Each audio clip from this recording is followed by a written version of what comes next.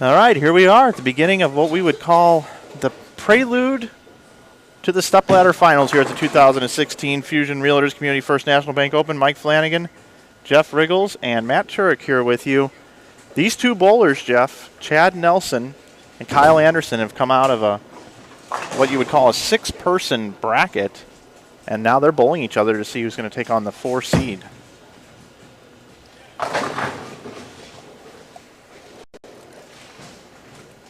And we're a long ways away here, but I do not think that was a pitch blue that Chad Nelson threw there. Oh, yeah, it was. Yeah, it was. I'm sorry. So he's still using the urethane. And obviously, I'm sure Kyle is. So Kyle Anderson, the lefty. And judging by Kyle's shirt, I would assume that is a hammer. Yeah, I can't really tell. But he's got a hammer shirt on, so you would think.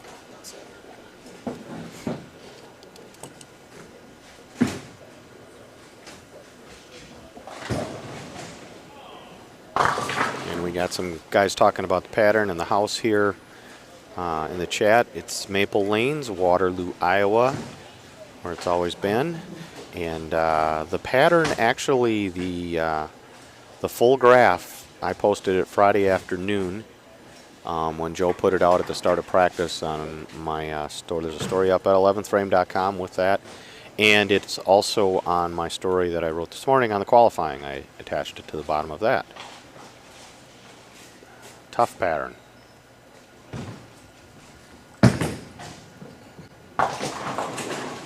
And he chops it to start the match. Kyle Anderson, not the start that he was looking for. Kyle is a collegiate player.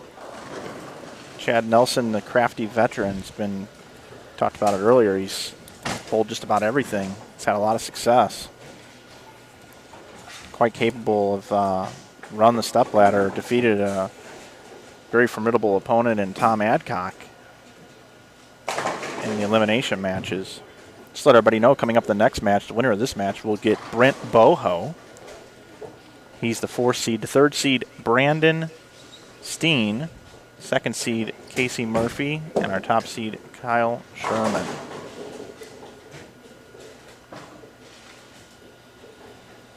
The one thing about this format is if you're the 1 or 2 seed, you wait a long time to bowl after leading or being second high. You have a lot of matches to go through here. But it's a Sunday afternoon in NFL season. They've got the full Sunday ticket in the Kingpin Bar and Grill here at Maple Lanes. Susie Fever's in there watching the games, checking out all their fantasy players, and there's a lot of the bowlers in there watching right now. Maple Lanes donates money back to the prize fund, really discounted lineage rate. Bowlers appreciate it. In addition, the Kingpin Bar and Grill inside here, they donate portions of the revenue generated back to the bowlers as well. So thank you to Maple Lanes and the Kingpin Bar and Grill for all they do for scratch bowling here at the Fusion Realtors Community First National Bank Open. Going back all the way to 2011, Matt McNeil, the inaugural champion, Derek Sapp, Nick Heilman, also champions, Jason Poley, Casey Murphy, who has a chance to win 2 of them now because he's our 2 seed today. Tom Hess, Matt Smith, Steve Keeler, and Dave Barris, all champions. Nice. Got a nice light mixer there, I believe. Yep. Yes, that did carry.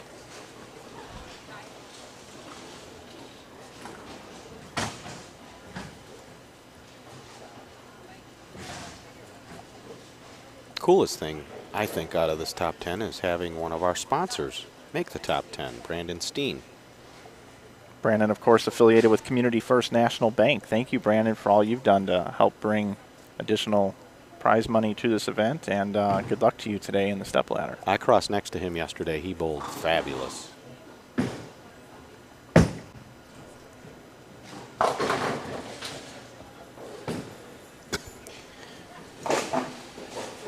The most interesting thing, I think, Jeff, and let me know if you agree, is that these lanes have been bowled on for 6 games of qualifying today, and they have not been redressed. So from pair to pair, we're going to see quite an obstacle in terms of oil. Yeah, like I said that earlier when we first started, that's the one thing about this tournament that I would change if I were in Joe's shoes, and that's while he's adding up the scores after that 6-game semifinal round is re-oil them and get every pair fresh, and then the break of which pair you might bowl your match on. You know, you might be righty versus lefty who played in front of you. You might be a guy that hooks it, goes straight. It's just the pattern fresh all over, and you know it's not too bold there during those 6 games and where they played, because you know yesterday this topography's all been redone at this center. It's about as flat as you can get them. But the pair-to-pair differences yesterday were astronomical moving across the house, and that's because you had people throwing urethane up 2-board, urethane up 10-board. You had guys hooking it with shiny resin, going straighter with shiny resin. They were some people even using sanded resin. The lanes were just, you know, there was no super defined place to play. Many angles of attack were about, you know, similar in difficulty, and so people played all over, and they got, you know, trashed or whatever you want to say. They get very, very, very, very difficult. And the flatter pattern, you get people taking a lot more different angles to play, and that's what happened. And obviously today, same thing, because we had 6 games bowled.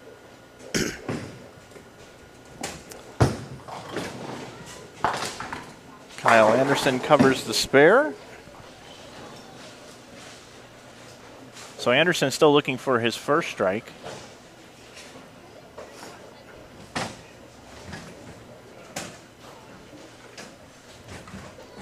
Chad Nelson with the 7 spare up there. I honestly thought when I saw the pattern and it was, the out was probably definitely playable or the place to play, and that it was symmetrical, I thought, I got a feeling you might see some lefties up high. And, I mean, there's 2 in the top 10, and, of course, the wild card is Matt McNeil didn't get he bowled real good yesterday and didn't get to bowl today because he had to be at the regional in Dubuque. So he withdrew after qualifying, obviously. And who knows, he might have led this or at least been second. But it certainly was, I would say, pretty fair side to side. And a 6-pin. Tries to roll it, leans on it. A little bit better shot. He's getting a little more comfortable, I think, on this pair. Other sponsors as well. Ebonite sponsors the Greater Iowa Bowling Association. Find out more information about all the great events that Joe and his family run. GIBA-bowling.com. They've been around a long time, and some of the best tournament directors in the business. Yeah, they do fabulous, fabulous job.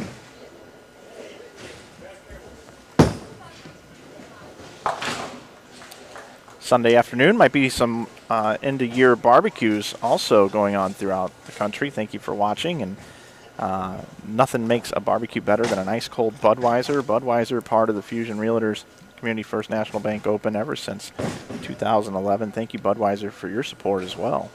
I was patronizing the Budweiser products yesterday, upholding the sponsor after I was done, drowning my sorrows. Chad Nelson looking to get back on track. Ooh, 4-pin. Comes in high for the 4, yeah. Pretty good shot, though. I mean, you know, safe. Anything that's in the 1-3 for a righty or 1-2 for a lefty is a good shot on this. Yesterday, our first game on A-Squad, that was the thing that just totally struck me. Was high game was 225. Mm-hmm.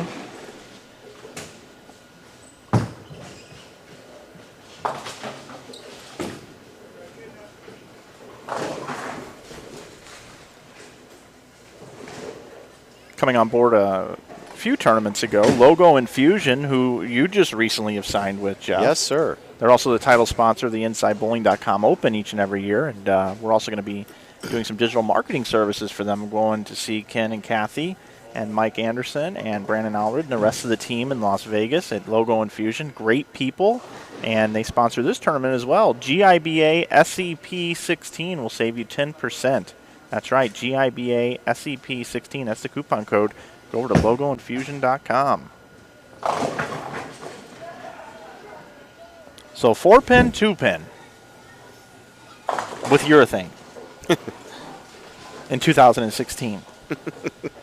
It's amazing how much urethane has become in play in bowling in the last, I don't know, 3 to 4 or 5 years, where it was almost non-existent for the longest time. It just amazes me, and I know part of it is the prevalence of shorter patterns, and part of it is the harder patterns, and you want control, and part of it is the higher rev guys needing that control, that, you know, especially the two-handers. It's just it's made the bowling, when there's a lot of guys in a tournament like this throwing urethane, it makes it harder in a lot of respects, because you go to a pair. I had a pair yesterday I went to where guys throwing urethane started, and all of a sudden, you know, when I was 26 over, and all of a sudden my ball was 210, and I was like, what? And I thought, oh yeah, I bet you there were some guys on this pair, because it carried down, because urethane balls will carry down oil a lot more than resin balls. So it's just one more thing that kind of adds to the trickiness. There's one European guy that is a good bowler, serious bowler, and he's serious in this. He thinks urethane should be banned. And he's not joking, and he's not a crackpot or anything. Anders Hansen? Tradberg Hansen? And he laid out a whole case for me, and he makes some sense. And it's just funny, because it's usually the people who like urethane and polyester, they want the resin banned, and it's kind of like he turns the whole equation on its head. I was like, oh, the first time he sent me that, I was like, wow, that's an interesting one. You're going the opposite way most people are.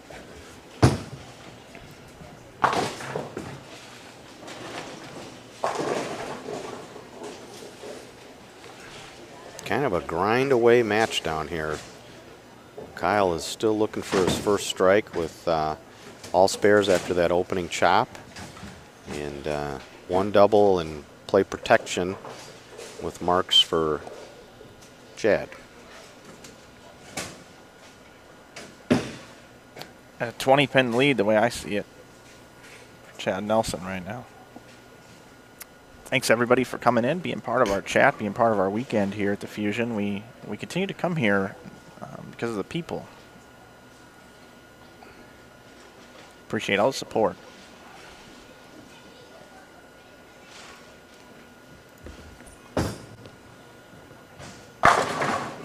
Oh, lean on it, will ya? Pretty good shot. You know, I'm not seeing the motion off the break point on this pair for him. Yep. That we saw in the elimination matches. I'm just not seeing it. Absolutely. And it makes me wonder if perhaps this was a pair he hit today, or maybe there weren't many lefties today, and Eric was not throwing resin, so Kyle would maybe be the one. Maybe he hit this pair earlier in the day, throwing his urethane, carried some oil down, and, you know, is making it not quite crisp up in the back end. Also, he was on 5 and 6 down there. Definitely hooks more than 17 and 18 as a rule in the center. So now here's Chad Nelson, and in these two frames here, he's got a real opportunity to put a stranglehold on this match. If he could double here, he's been right around the pocket.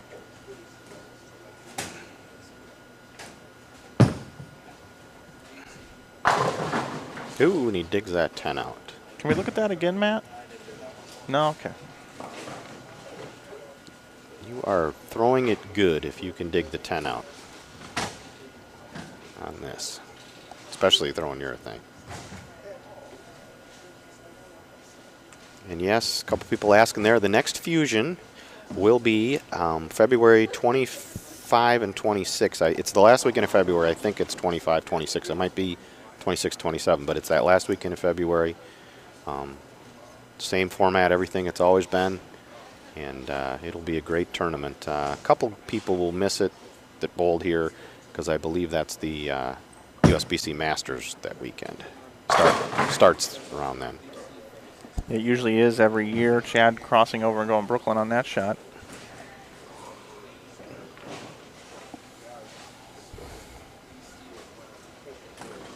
You know, When I first started streaming tournaments, I was a big fan of them being very brutal and very difficult.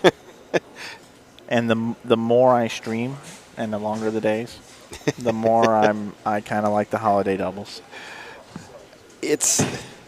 I mean, you have to be a bowling aficionado to enjoy this, because it's like watching the U.S. Open golf or something. I mean, It's Clayton Kershaw versus Jose Fernandez. Yeah, you're watching a grind, plain and simple. Oh yeah. I mean, you have to have an appreciation for spare making, for adjustment, for shot making, it's not pretty to sit and watch guys throw urethane fairly straight and hope they get the 10 out if they do hit the pocket, and but there's something to be said for making all your spares, and this is how bowling was for a long time.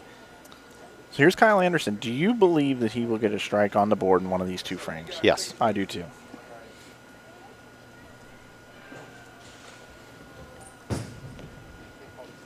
How about right there? No, 7. Oh, that's a 7. I'm sorry. See, we got that bad angle here. We're 10 lanes, and I wasn't looking up at the screen, our monitor here. My bad. I just saw the blower of the rack, and I just assumed.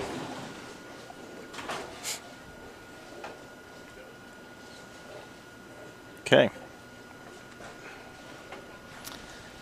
So still strikeless. And he's hit the pocket a few times now. Just not carry out. There you have it. Definitely not out of the match, though, because he's made 6 spares in a row after chopping in the first. He can still bowl 213. No, that's got to be 223, right? No, 123. Yeah, 213. 213. And Chad's only at a 205 pace right now. Yeah, so can max out for 235.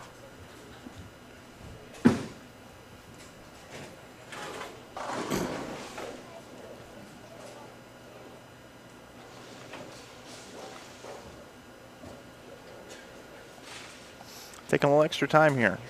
Maybe he can will his way to a strike. We have a ball change. We do. That, I would assume, is a resin ball.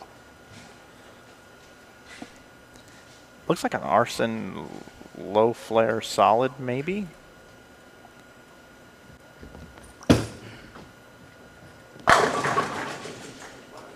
Hits are done. He gets the 10 out. Let's go ahead and take a look at it again. It's first strike of the match. Ball change. It's not. It's not hooking a lot more than the urethane. I'm not. If it's not Storm or Roto Grip, I apologize. That's all I've thrown since '96 or '98. So we're in pretty good shape here in this booth. I know the EBI lineup. Yeah, there you go. Right so now. We got that covered there. I learn a lot more about the motives and the Ebonites every year around Nationals because of Shades and Mac. And through the face, breaks up the 6, 7, 10. That's a key break there.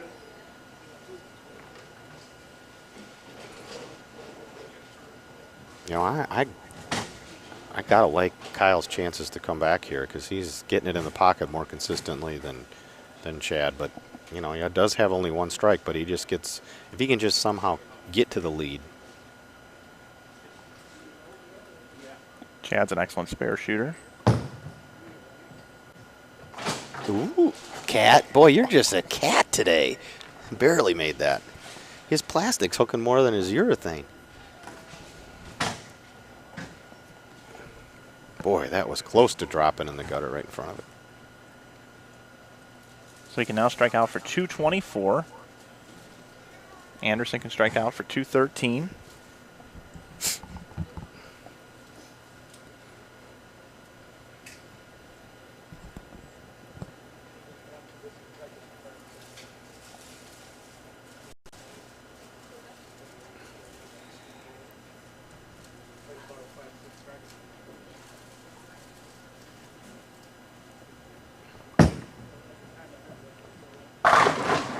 Packs it in the frame.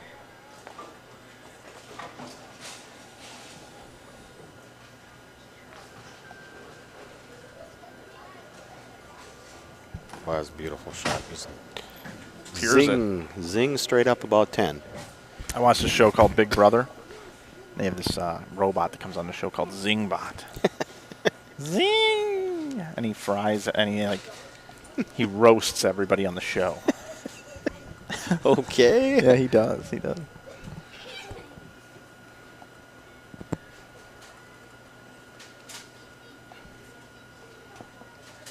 Ninth frame.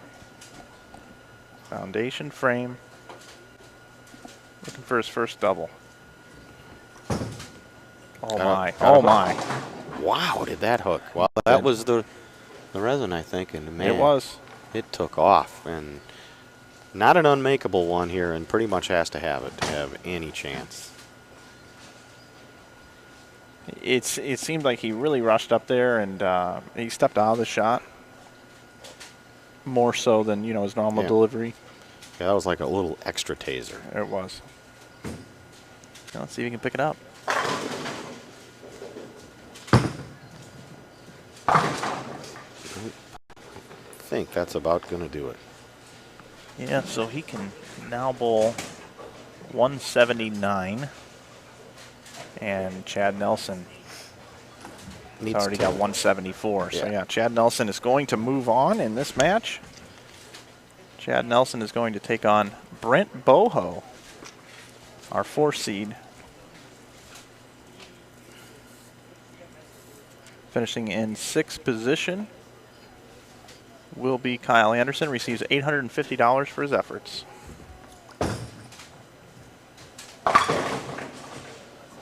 Now when it rains, it pours. These are 4-6. These lane conditions are extremely difficult. Watching this is not making me feel that bad. It's so bad about how I pulled yesterday, because I can see that a lot of the guys that finished up high have some of the same issues.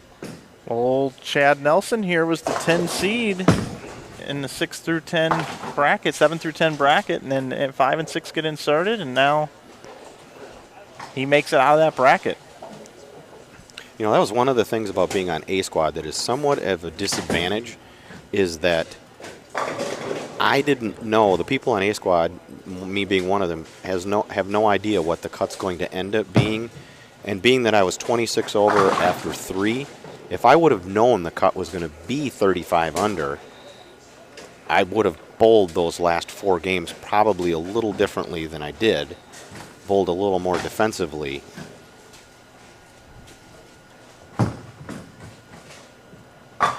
Chad Nelson with the spare. Kaboom. So he's going to bowl 2-0.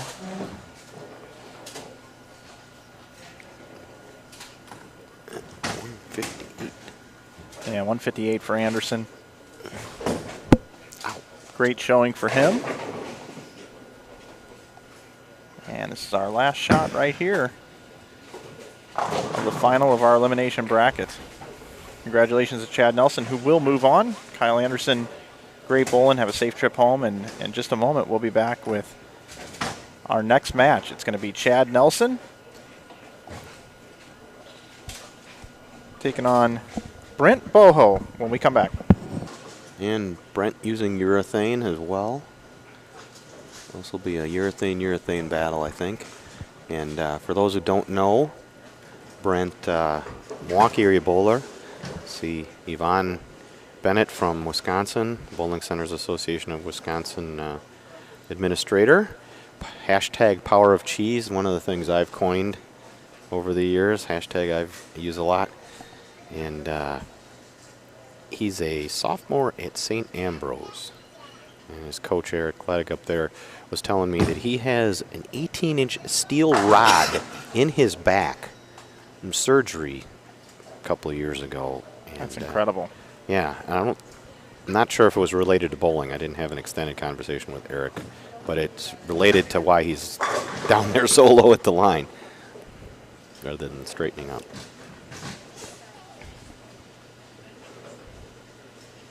And he's kind of one of what I call the new breed of two-handers, the Kyle Troops of the world that go straighter throwing it two-handed rather than hooking it a ton. Okay, Chad Nelson has this down. He points to the booth, and welcome into our next match. Chad Nelson versus Brent Boho. Brent Boho, the 4 seed. Chad Nelson, coming out of the elimination bracket, has now established himself as the 5 seed. He was the 10 seed in the bracket. Mike Flanagan, Jeff Richgels, and Matt Turek here with you producing today's show. And we're glad you're here with us on InsideBowling.com. Brent Boho, Chad Nelson. Should be a good match. And I don't believe I'd ever seen Brent bowl before this tournament, although I've heard his name a lot. He was one of the big stars, Wisconsin high school bowling, a few years back. And his name is pretty familiar if you're a Wisconsin old-timer like me. There was a PBA player, real character, John Boho, Milwaukee area bowler. Whoa, with a nice check out of the 10 from the back. And there's a lot of emotion right out of the gate here for Boho. Let's take a look at that again. That was quite the carry out of the back. Look at this right here. Look at this style. Creeps up to the line. See the power through. Just solid at the line there. And I don't know where that pin came out of the back. He's a sophomore at St. Ambrose University.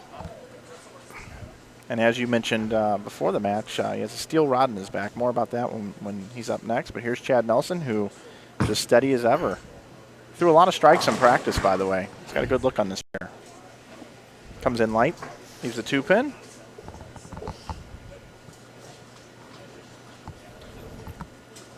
The winner of this match will go on to face Brandon Steen. And then the winner of that match will take on Casey Murphy, and then our top seed Kyle Sherman, who we finally now see out on the concourse. They've been top 4, been sitting for quite some time waiting for the bracket to get over, along with these matches. So Chad Nelson covers the spare. Chad's just kind of plugging along, surviving more or less. Not shooting any big numbers, not that anyone is. Just making his spares, keeping it in play. Broken up a few splits when he needed to.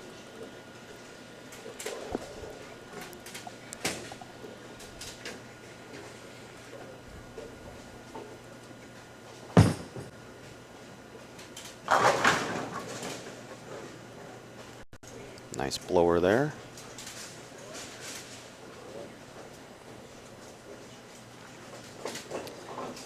So I personally believe the second frame is going to be the most important frame in this match for Boho. Because he started with a strike. All right. He's bowling, you know, the crafty veteran here. And, you know, 3 things will happen here. Strike, opener, spare. And I believe if he doubles here, it's going to give him some confidence and some momentum. I think we're going to have quite a match. Anything less, and you never know. Young guy, he told me before the match that this is the biggest match he's ever had in his life. No, in a trip 4. So there you go. Double to start the match for Boho. You were alluding before the match, an 18-inch steel rod in his back for surgery. And I didn't have a chance to get into any extended about where it was, what it came from, or what. But Coach Eric just said it's partially responsible for his style and being so low to the line, which is, at any rate, common for two-handers. You get that big spine tilt, but definitely not anywhere near the rev rate you see with an Oscu Palermo or Jason Belmonte, some of the big power two-handers. More the kind of the Kyle Troupish type. Boy, he's got a good look going. Sure does. He gets around it a little bit more than Kyle Troop. Kyle a little more up the back, but absolutely I see the total comparison there. He kind of reminds me more, he's kind of a creeper. He reminds me of Anthony Simonson a little bit. Oh yeah, I see that.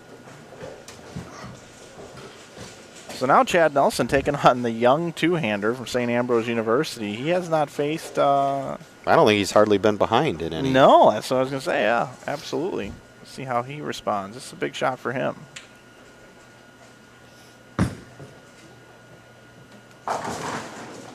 Yow.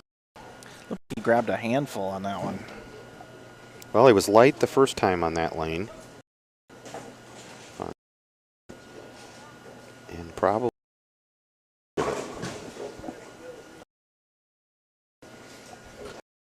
I would put this at about half of 1% possibility of making it.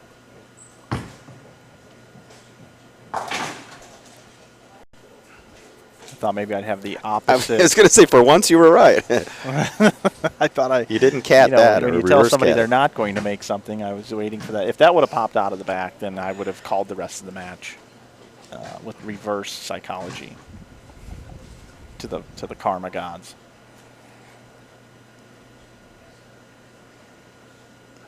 Boy, look at how far right he is. He's right on top of that ball return.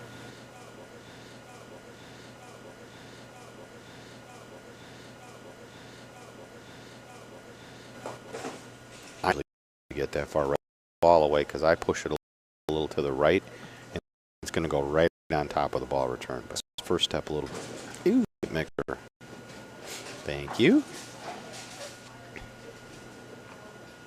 Delivers a strike. No 2-pin there. Well, I got to say, this is a chance here for Brent Boho to. I mean, it's too early to really say lock up the match, but boy, if he throws 2 more strikes here, he has all he needs if he stays clean the rest of the way. I would definitely put my money on that. Yeah, he's got 11 against the 6 or better.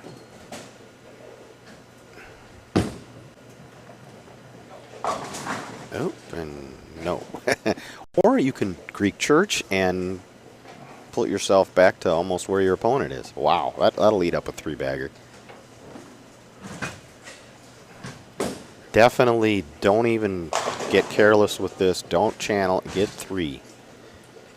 Don't try anything fancy. Go 5 out. I saw my buddy Mike Peters yesterday. He made the cut, but boy, a couple games to go, he had a 5-0 on a double.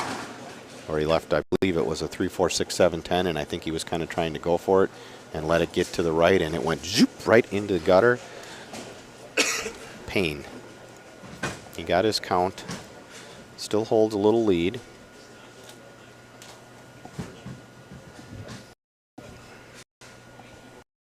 I'm still an 18-inch rod in my back. How I would be afraid to move forward, lean backwards. You know what I mean? You just don't think of it. It's interesting. I would like to. I didn't want to bother him while he was bowling. I would definitely curious to hear a little about that from Brent.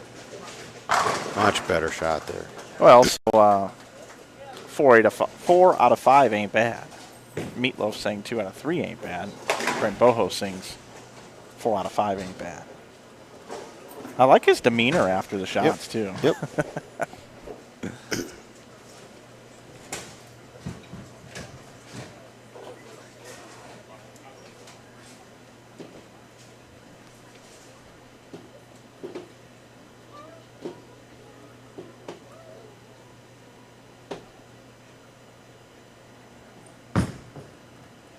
Stepped out of it, but looks good. Boom. That was a big shot there. He grabbed a handful, and he seemed like he ratcheted up the speed a little bit. Yes, that's what I was just going to say. That was, I think the difference in that shot versus the other one was just, on that lane, was just simply speed.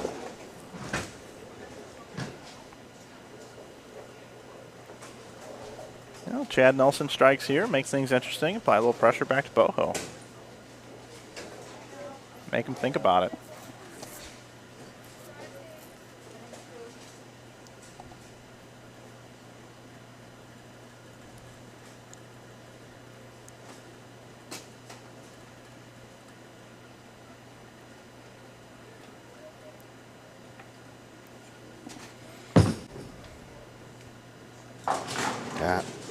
Yeah, that one looked gassed, but maybe he missed it at the bottom. Yeah, I think he just missed that at the bottom. He just kind of went slumped his shoulders almost immediately as he let it go.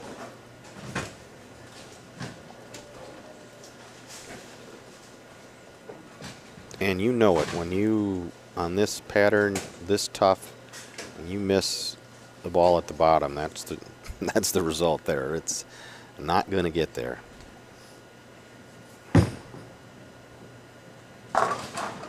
Nice cover.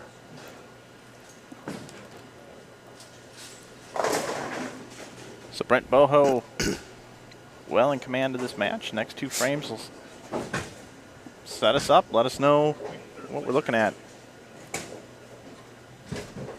Remember last time on this lane he went high for 5. We had a trivia question in our chat yesterday. Wanted to know who was the first person to ever get 4 on a strike shot, like on TV, like, you know, one of those. I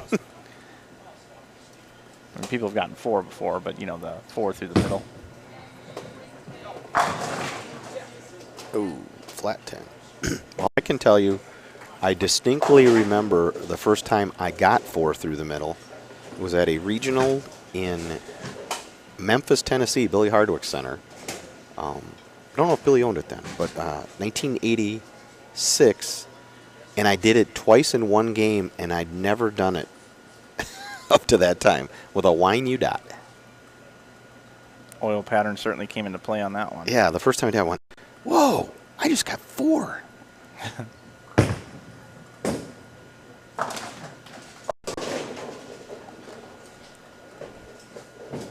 And I once got 3 hitting the head pin.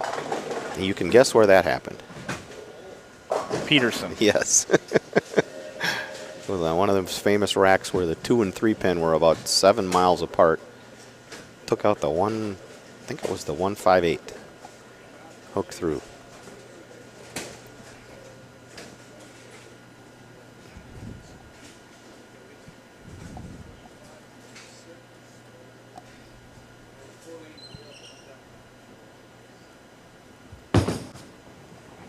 Bounce on that one, yep, and high, but breaks up the split this time for just a 4-7. That was pretty key there. Hold on to a small lead, less than a mark, I believe.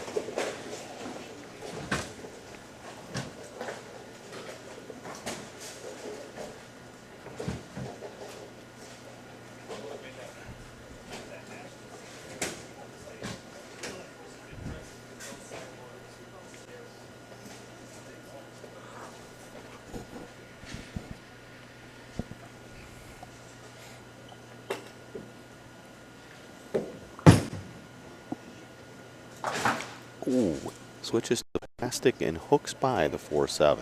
Yes, he does. So Chad Nelson now can have 116 and a 6 with a strike.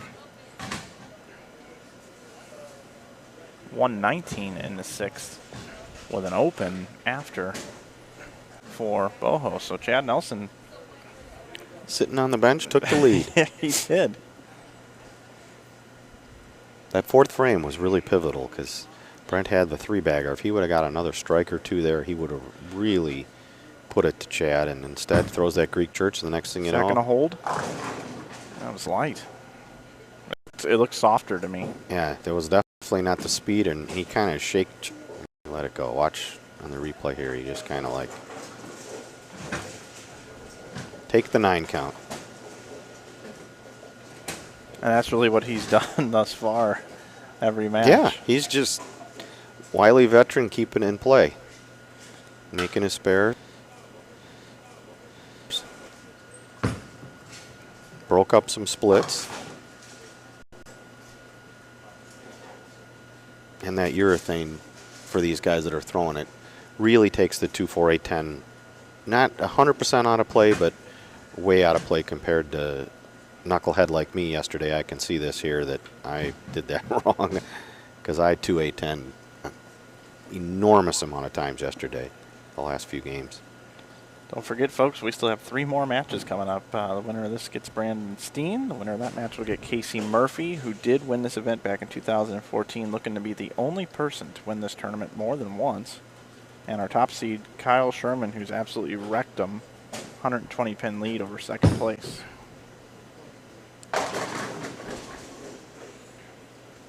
One thing I can say about Chad is he's broken up splits really well. Right. He's left 1 or 2, and he's made his spares. I don't believe he's missed a spare in any of these games.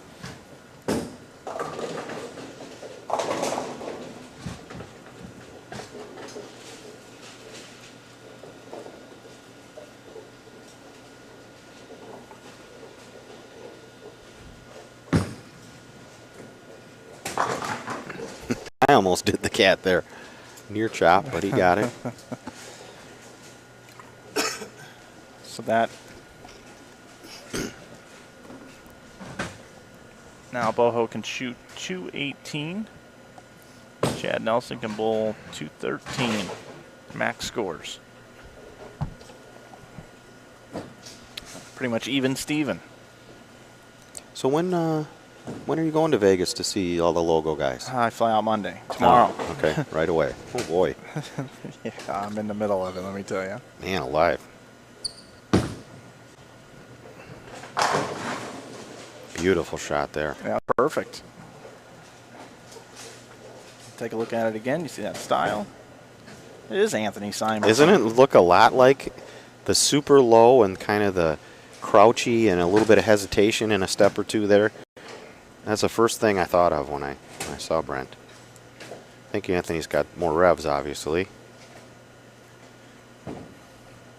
Definitely leading contender along with Jesper Svensson for PBA Player of the Year, but still a lot to go in this season, specifically and biggest, most notable, the U.S. Open.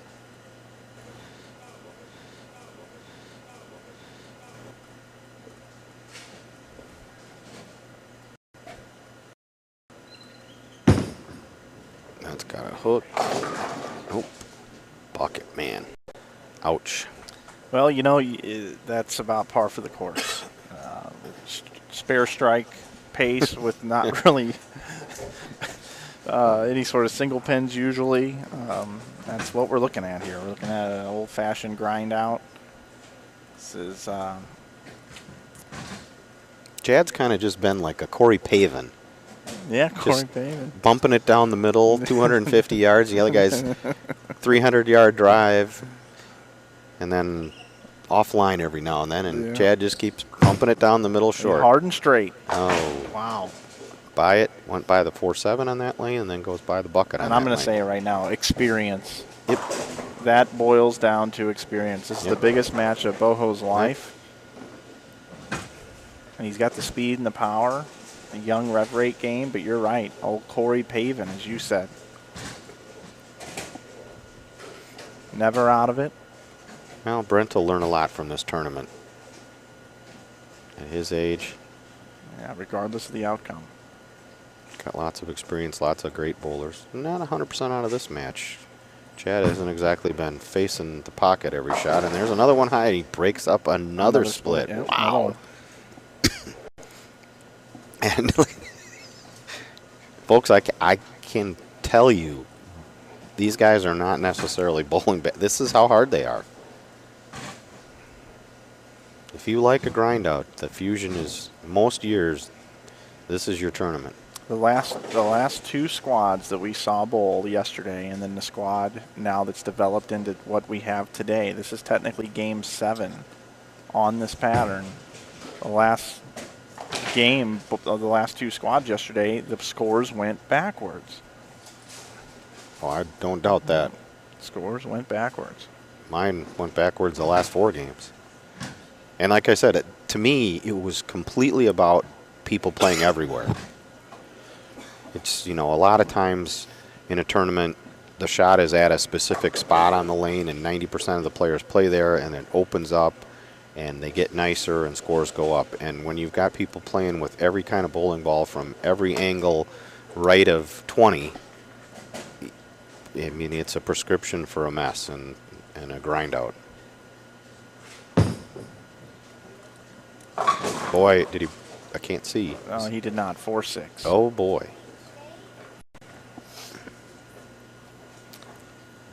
So just as we were talking about how he was breaking them up, now suddenly stares at a 4-6. Brent Boho is going to have a chance to win if Chad Nelson doesn't come up with a miracle here and make the 4-6. Would give him 179, and Boho would have to double? Yep. With a 6 count. And since he's had a 5 already, we better mention that 6 count. Yes. Okay, so Chad Nelson opens in the 10th frame. There is a window of opportunity here for young Boho.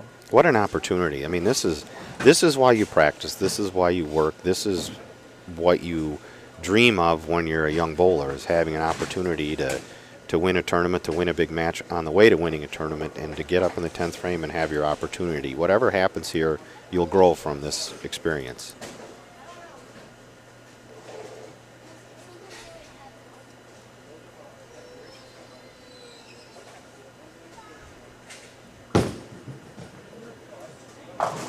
Oh, I didn't quite get there. Light for a 210, so Brent Boho is going to finish in 5th position.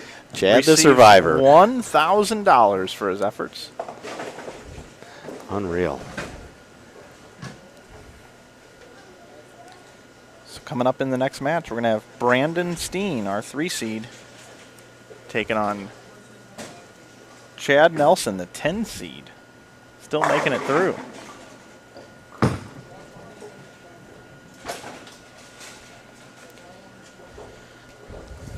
Boy, if I was Brandon or whoever, I would just take 200 and you guys go ahead. See if you can beat it. When we come back, we'll have our next match. It'll be Chad Nelson versus Brandon Steen coming up. Okay, Mike Flanagan, Jeff Richgels, Matt Turek back with you here for continuing coverage of the 2016 Fusion Realtors Community First National Bank Open. It is now Brandon Steen taking on the survivor, the Bulldog, Chad Nelson, Jeff. 593 for 3 games for Chad Nelson. He is 3-0. Yes, it is a grind out.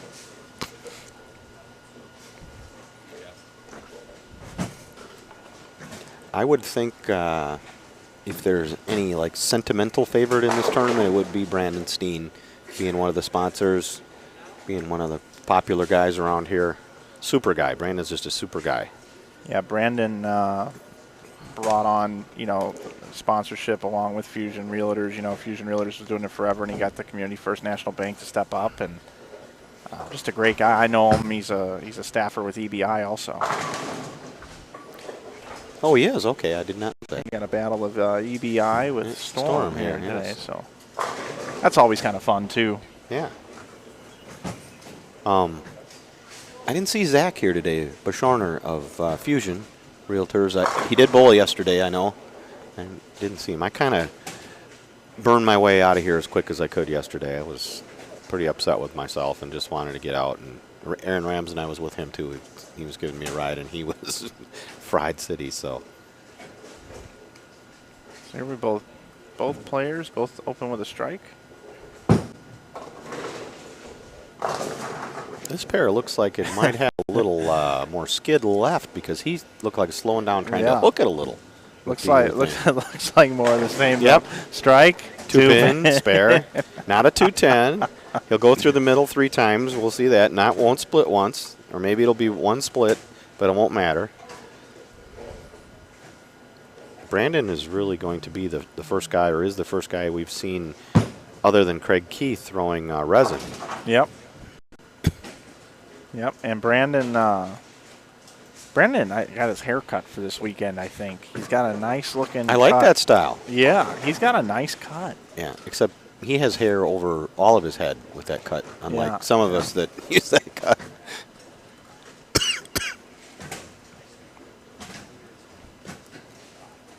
We asked a poll question yesterday, what are you most comfortable bowling in? And everyone said shorts. It was like 70% shorts, and we see a lot of people using shorts here today, wearing the shorts. Perfect shot there. Yep, 4 pin. You know what I'm seeing out of Brandon's balls? I'm seeing change of direction down lane. Yeah, well, it's not your thing, so I would say that's going to give him potential for more strikes, obviously, but also potential for more 2 8-10s, 2 4 8-10s, 3 4 6 7-10s. We shall see. I had an interesting conversation when we were talking Olympics with Kevin Dornberger, head of World Bowling for many years. One of the things he said is a way to make top-level bowling competition stand out as something different than your average recreational bowling. He said the one thing bowling doesn't do is put its athletes in uniforms. And one of the things he suggested is shorts. Shorts and some sort of, jersey's fine, but he said, maybe if all of the top-level bowling mandated shorts, he was just kicking an idea out there, it would be something that made it stand out. And then I was thinking, except that a lot of tournaments I go to, even in Wisconsin in January, guys are wearing shorts. So what you said is true, and you know, well, it's 80 degrees today, so no reason not to wear shorts. I would love to bowl in shorts, but never. Peterson's the only place I do that. Yeah, great shot. Yeah, I think we're going to have a higher scoring match here, maybe a higher winning score than we've seen thus far in these grindouts. I've always said it's unfair that women get to bowl in skirts or something like that, and guys in PBA and USBC don't get to bowl in shorts. I believe it only received 7% of the votes, though, in our poll question yesterday. Really? Shorts, or skirts and skirts, I believe it was. Wouldn't you say he slowed down and was trying to hook it a little more? Yeah, because that's still the pitch blue. That's still your thing. I think this ball. I think like both balls on this pair are reading the pattern still a little bit. Doesn't seem to be as much wiggle room down lane. Now, is this the pair you guys said was high scoring today? Yeah. Okay. Yeah. Yeah, this has been traditionally a pretty good pair in this house. I believe I started here yesterday on 13. Yeah, I did. I started because I drew 13 and we were joking about it for our pair. And had 2-teen or 220 the first game on this pair. I definitely have seen this pair be favorable through the years. Kenny Rogers through the years. Look at that. Holy mackerel. We got a score fest, folks. Here we go. Doubles. Here we go. Yeah. Chad's just been saving it.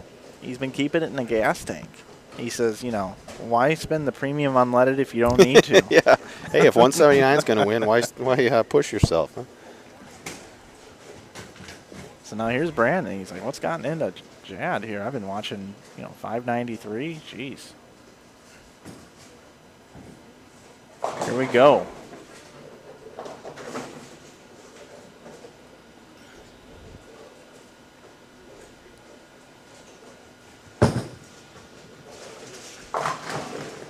Oh! And a smile. Look at that. A bowler smiles on a good break. That doesn't happen all the time. Look at the replay. Look at this. Oh, boy. Oh, boy. Yeah, that was kind of... Okay, all right. Dice, I'll take it. That was a little left and early off his hand.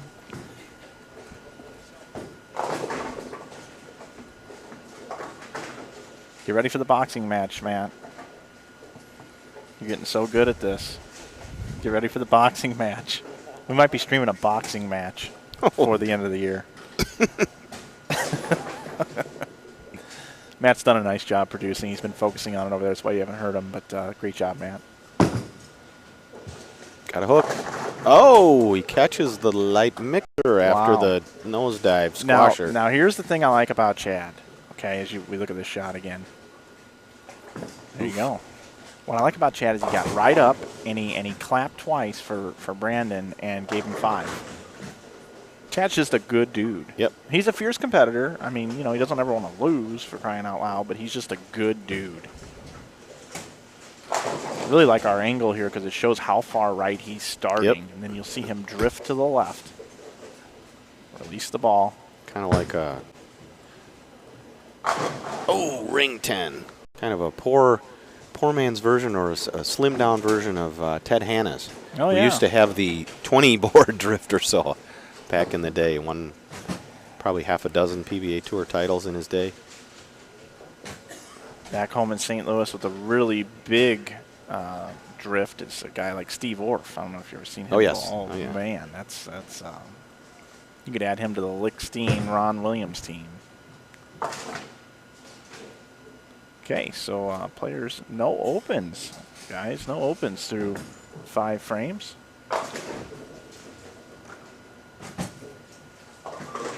Possible 259 left for Chad Nelson. 280 max score for Brandon Steen. But if you look at the way the two bowlers have bowled the game, just like the Adcock-Nelson match earlier, Adcock bowled a better game, but Nelson came out. Currently, right now, Chad Nelson has bowled a better game than Brandon Steen.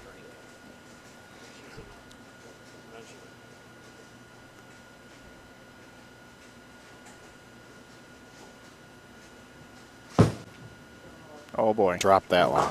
Yep. You could hear it, and I think he said, oh, boy, when he let it go. I think he did. Something distracted him over here off to the side, I believe. No. I didn't hear anything. But of course, we're sitting here with headphones on, so. Yeah, we got the cans on. I'll tell you something that I haven't seen before, and it's probably just because I haven't paid attention to it. We'll watch Chad throw this shot first, though. Got a chance. Covers it up. Nice Wow. shot. That's how you pick it, folks. Let's go ahead and cue up the replay here. Take a look at this. Hard and straight, plastic ball, left to right, fades it back. Textbook. What I haven't seen before is a top seed warming up on a practice pair with headphones on. Yeah. And that's what we have happening right now with Kyle Sherman. Kyle Sherman's using a Cyborg, a Warrior Supreme, and a black hammer down on the practice pair because today he went about 50 under with the black hammer despite going 300 over yesterday. 7 games yesterday, 6 games this morning.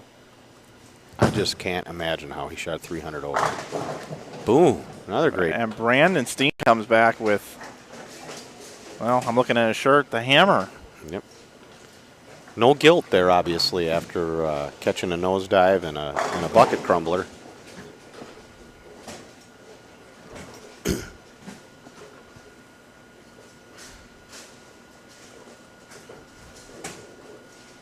I mean, how did he shoot 300 over on this? I mean, he was 140 pins ahead of second. He just had a great ball reaction, and all he did, I interviewed him last night on Facebook Live. He just changed his speed a little bit pair to pair. Stayed in the exact same spot. A little bit harder, a little bit softer. Amazing bowling. That's got a chance. Ooh, ring 10. All right, so 2 ring 10s, 1 for each player in this match. Chad Nelson needed that. Yeah, he did. Chad Nelson with that big spare conversion there in the 6th kept himself right in the match.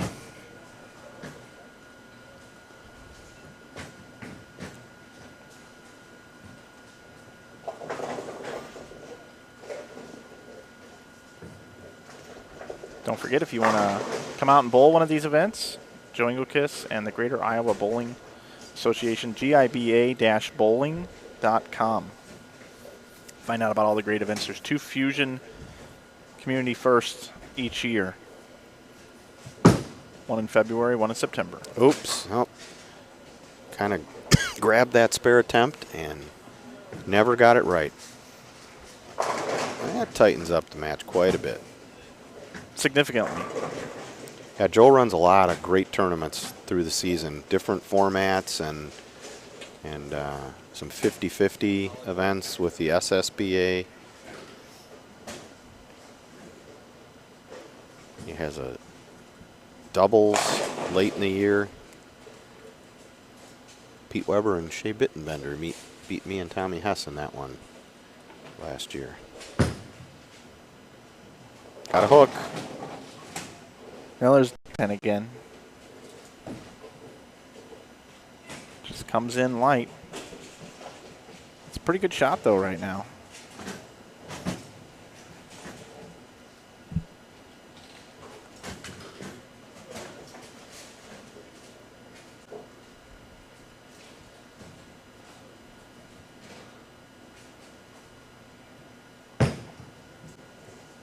And there's Chad just making his spares, just still making his spares. He's got to get a couple of strikes or have one more mistake by Brandon, though. Well, Chad can max out for 233. Brandon 247. I find even thinking of the concept of maxing out on this tough a condition as kind of maxing out should be like 20th rank. Yeah. Instead of 30.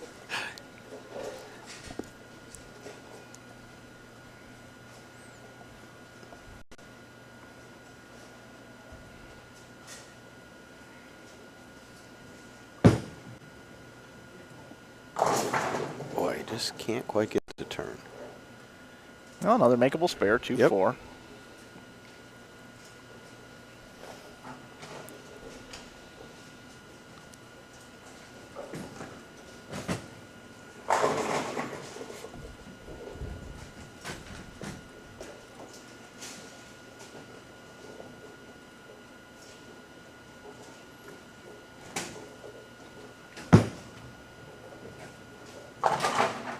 And he got it. He even hooked it a little bit. Yep. I think he's got the spares down on this. He hasn't missed a spare, has he? No. He's got like 2 opens, and they were both splits, if I'm remembering through these exactly right. games.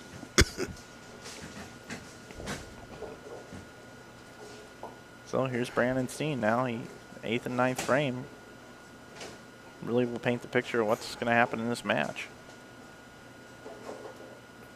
You know, Chad can still bowl 221.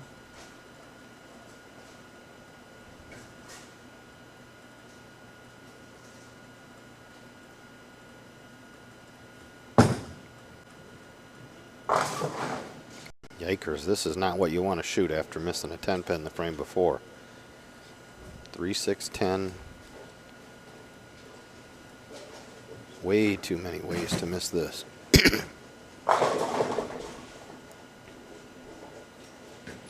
This is just a really difficult spare when there's not any buildup of oil in the middle. If you catch it short at all, it'll hook and chop. But then you send it too much and it'll just shoot to the right and miss to the right. Not fun.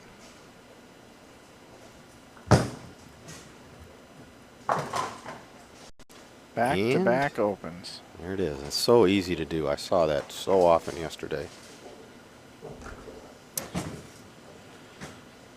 And we have pretty much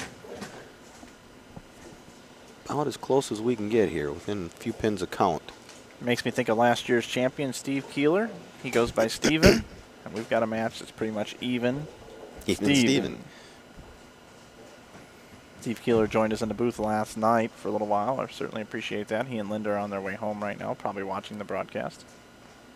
Safe travels to Steve Keeler and Linda.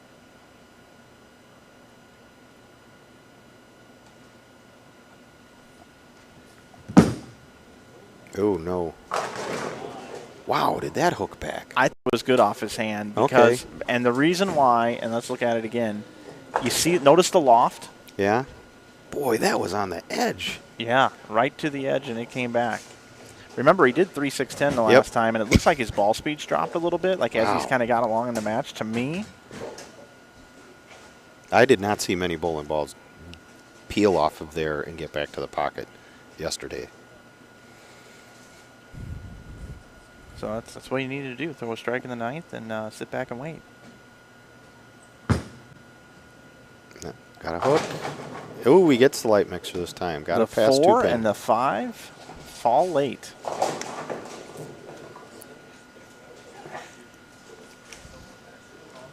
Well, is this, you got to match each other situation here, Jeff? Is that what this is? It looks like it is. Yep. Brandon Steen has a 4-pin lead going into the 10th frame. So whatever Chad Nelson does, Brandon Steen will need to do the exact same thing -4. If that makes sense. All right, so Chad has not struck on this lane since the 4th frame. He only has 1 strike on this lane.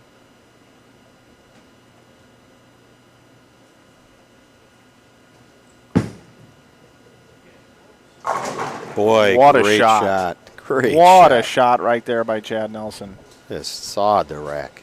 It looked a little left of target to me, but it looked like he got that good extension and got through the ball really well.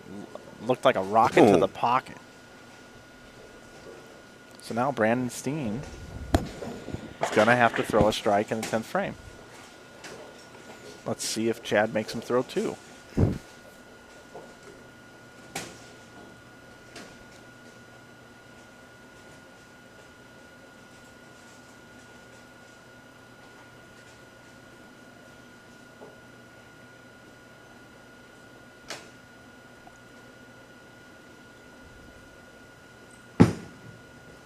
Got a hook. Oh, chance. Okay, so Nelson can spare this for 208, correct? Yep. Yep, 208 is correct. Got to get 1 here then. Yep, 1.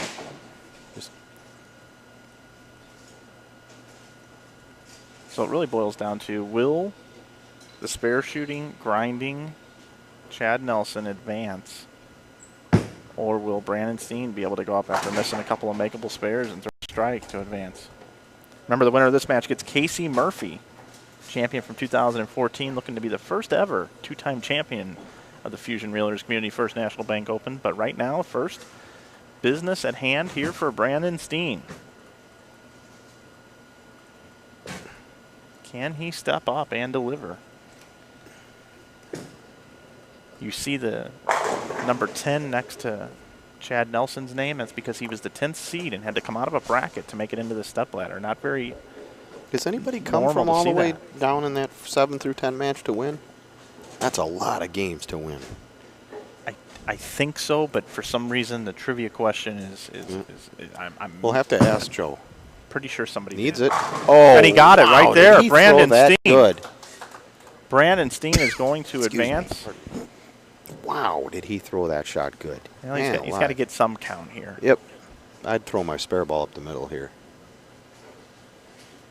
What a match. Very, very, very impressive shot. And you know what? Psychologically, that had to be a tough shot to throw just from the fact that you missed 2 spares, and in the back of your mind you got, I don't deserve to win this. Because if you're a guy that beats yourself up over missing spares like a lot of people are. What do you do here? Do you throw it hard and straight down the middle? I would have just used my spare ball and whipped it at the, you just don't want to hit your ankle and gutter. Well, he pretty much did that. Made sure it wasn't going in the ditch. Yeah, he said that. When I go in the gutter with that shot.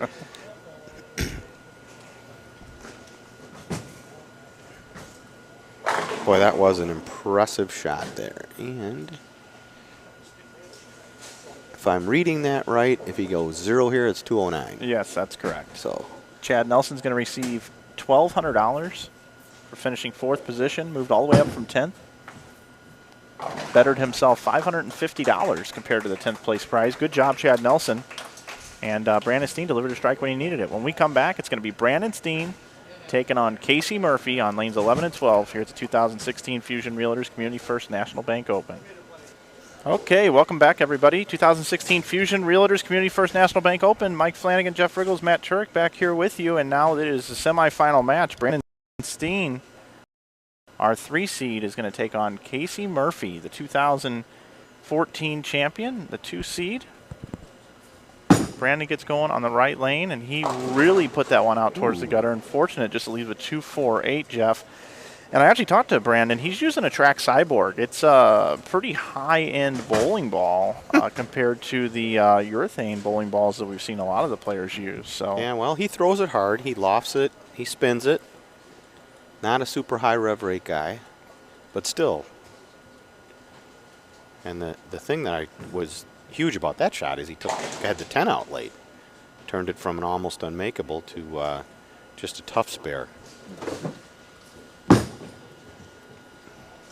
Boy, nice cover. Nice cover. Yep, covers it up. So now here's a look at Casey Murphy. He is the 2014 champion of this event, and it actually took extra balls, so to speak. He bowled against Troy Fuller, and Troy Fuller, they tied and had to go to a roll-off where Casey won.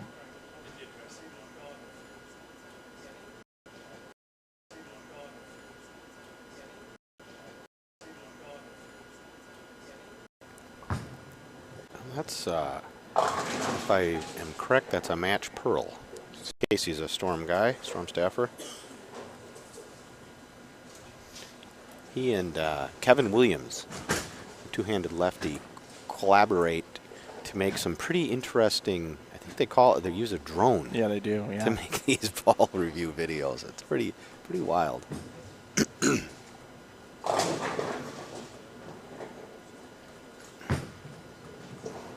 I think if you talk to anybody, you'd say Casey's probably the better bowler of these two, but I like Brandon's look a lot. I was watching the practice balls. Casey didn't seem to have much. Casey's won a lot of stuff, including the Bowler's Journal. Bowler's Journal champion, singles champion. He's a heck of a bowler. There's no doubt about that. And I checked with Joe Engelkiss. No one has ever won this tournament that came from the 7 through 10 seeds. Last year, Steve Taylor finishing 3rd is the farthest anyone's got. So I guess that was quite a run by Chad Nelson. And he was very happy. He shook our hands and ran out the door, said, I got 2.5 hours to get home. I'll get home in time for the Packer game. And he's going to Minnesota, and he's talking about being a Packer fan. So he's a Minnesota guy with good taste.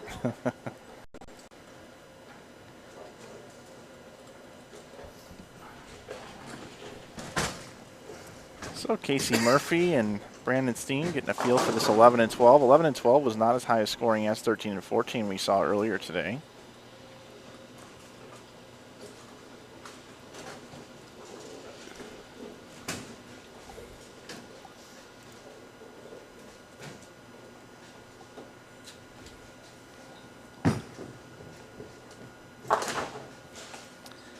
Brandon Steen being with Ebonite International. Ebonite, a great sponsor of this event. Ebonite has a really cool ball release coming out this Tuesday called the Mission Unknown. Will you find the gold ball? Will it be red or will it be black? Hashtag open the box and find out. For more information, head over to ebonite.com. That is a pretty interesting thing. I'll be curious to see how that all goes and how people react to it. It's like Christmas this Tuesday. Now, this pair looks like it doesn't quite peel off the outside like 13 and 14 did. Brandon was getting those back to the pocket on 13 and 14 here. He's got a 2.48 and a 2.45. So the question is, slow up, grab it a touch more, move your feet right. I don't think there's any way he'll change balls. He is changing balls. Ball for spare. Oh, okay. Sorry. Sorry, too loud. I thought you were talking about on the spare. No, I mean, I don't think an adjustment to get it up to the pocket. Okay, I got you now. We were speaking 2 languages there. We sure were. And now that is a plastic ball. That is a Black Widow spare, and it has the Black Widow gas mask core in it. So it's But got plastic. flare. It's a plastic ball that flares. Yeah. In. And that's what he chose to throw at that. He's swapping out his thumb insert and putting it right back into that Track Cyborg. Track has a big day coming out Tuesday as well. The Track Paradox Trilogy, which is really a phenomenal looking color-wise ball, but polished cover stock, picks up in the oil, and a lot of strides recently over in Hopkinsville, Kentucky with the cover stocks.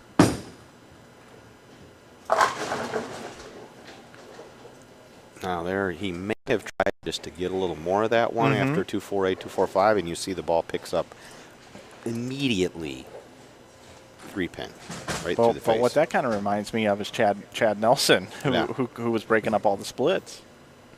Could have been a lot worse.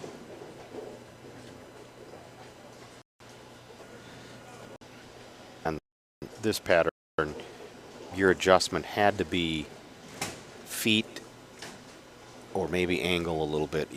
Trying to get more of it or less of it, just, I mean, you needed to make a good, clean, consistent shot, and trying to mess around with change and rolls and that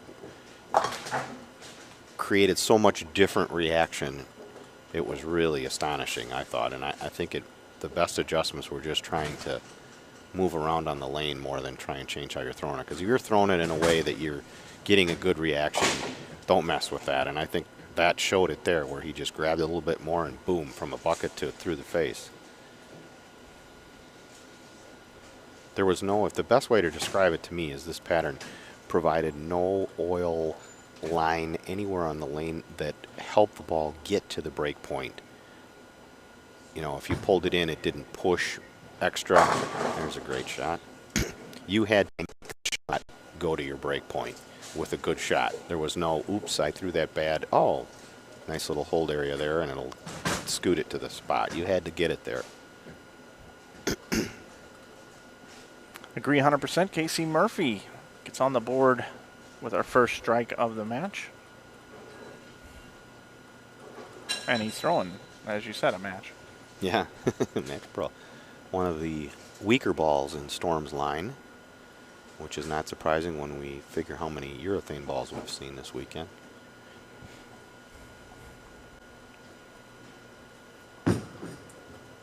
Hook. Wow, it did. He has just such an interesting game. He kind of loops the backswing to get his wrist underneath the ball, but his ball roll is so heavy and strong.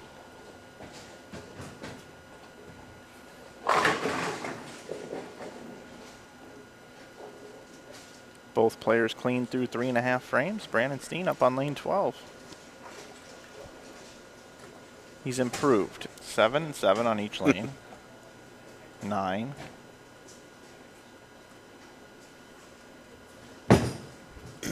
That's better. Runs over the rack for a strike, so.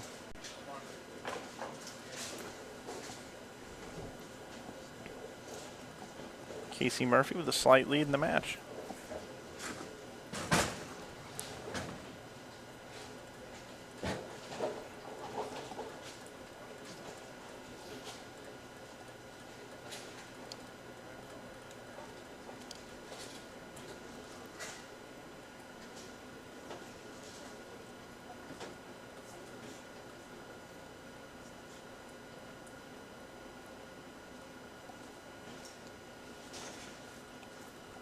Whoops.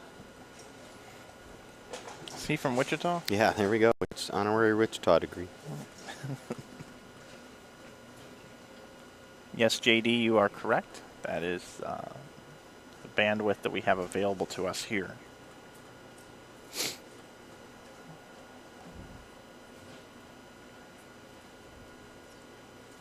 Boy, I wonder if he felt like, when he gets the light mixer, I wonder if he felt like, or it did, where the ball caught the ball return. Because I watched there. Could have been. His hand, as he put it out, was so close to that ball return from my angle. I like the looks of that shot right there. Yes. There were not a lot of people I saw that could get the ball all the way to the edge, playing out, and get it to return to the pocket. So Casey Murphy throws a double. Brandon Steen answers with a double.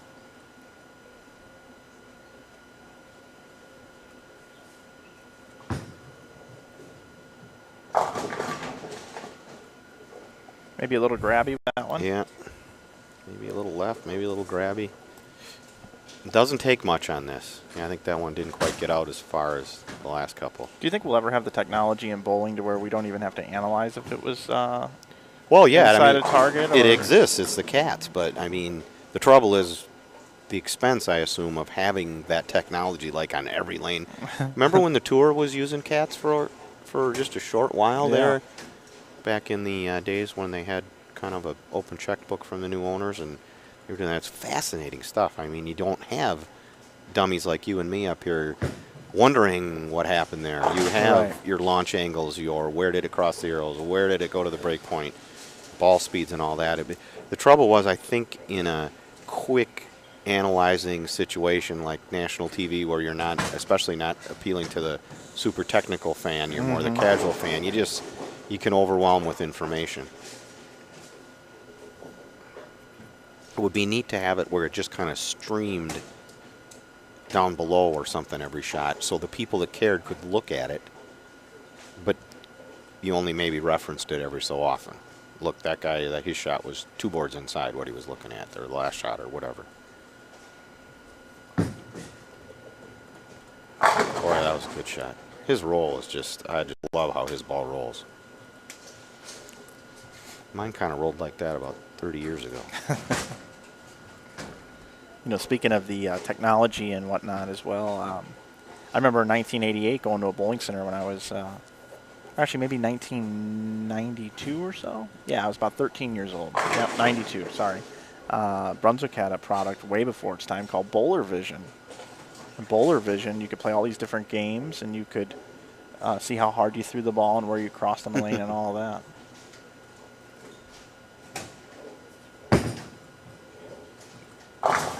Oh, through the face for a 3-6.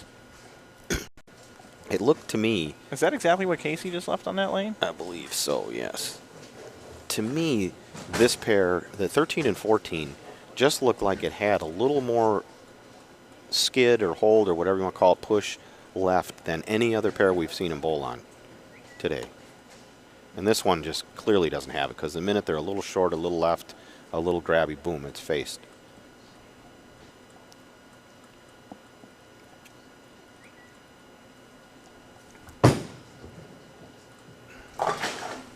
And that spare ball that flares, as we talked about, picks up the spare.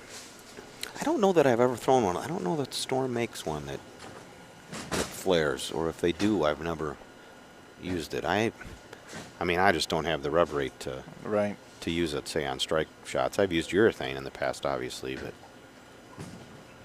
Jeff, you've been coming to Waterloo for quite some time, and they've got a lot of things to do here. The Isle Casino, Hotel and Casino, a great sponsor. And once again, we want to thank the Waterloo Convention and Visitors Bureau for being so gracious and welcoming all the bowlers to town. Yeah, we had our one of our executives at the Isle made the cut. The messenger, yes, got it. That would be Ben Truig. Talk to Ben when I look at this again. Look at this. Kind of a weird messenger in that the head of the pin went, picked it off going across. I think one of my favorite things that we don't pay enough attention to is bowlers' reactions. I really like their reactions.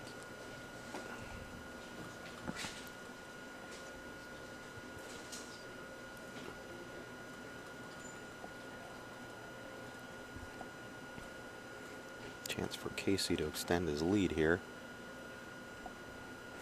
Working on a strike 3-6 on this lane last time. They got that out. Bam. Whew. Bowling's fun when you can throw it like that. On this, too. Yeah, on this, yeah. I mean, just looking at these guys, I mean, there's no surprise why we're looking at two of the top three qualifiers through 16 or through 13 games, and why the scores look like this. I mean, those earlier matches, no offense to those bowlers, but you know they were grindouts. You know, you were advancing with 593. But when you get here, you got guys who've been bowling on it all weekend, and they just been above the rest of the field, matched up for whatever reason, throwing it good. This is what you're going to see. I remember Dave Barris bowled a huge game in the finals to win the last Fusion. That's got a curve, and it did, and he digs a 10 out. See, he's just got the perfect matchup of roll and rev rate to ball speed, and his tilt is just so good. It's just it's like a heavy roll, but not an early roll. It's just really sweet.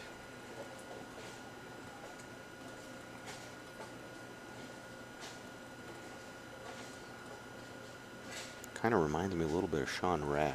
Not quite the rev rate of Sean, but the same kind of tilt and roll.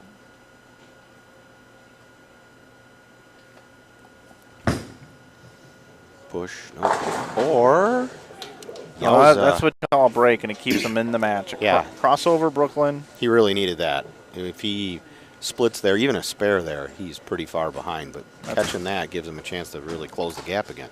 Well, and it's clean living. It's really what that is right there.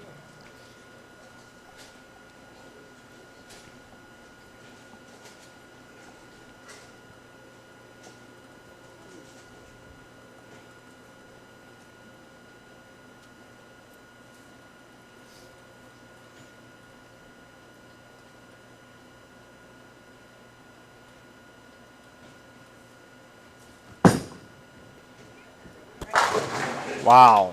Wow. The man has no guilt. We know that. Let's watch that one again. Notice the bowling ball when it comes off the end of the pattern, drives right to the 8 pin. Yep. Splits the 8-9.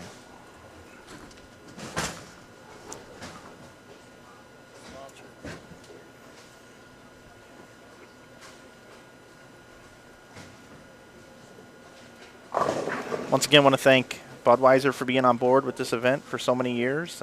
Served inside Kingpin Bar and Grill, and Kingpin gives percentage of their sales back to the tournament, and Maple Lanes right here with the Kingpin Bar and Grill serving the Budweiser. Casey Murphy, 9th frame. Oh, that's left. Ooh, almost held. 4 pin. Looked a little left to me. So Brandon Steen can max out for 244. Casey Murphy can max out for 36, right? 35. Oh, yeah. No. He gets the spare. He'll have 86 in the end. Yes, you're right. These scores. I know they give you like real time scoring. And I was used to the old ones. Yep. These are nice. These are nice scoring units. They add 10 in for your spare automatically. They add it all up. So okay, so that's it right here. Casey Murphy, 10th frame. He strikes out 236. Brandon Steen can strike out for 244. Similar situation to what we saw in the last match. And definitely, I would say lane 12 has been Brandon's tougher lane. So I would say Casey doubles here. He puts himself in pretty good shape to win this.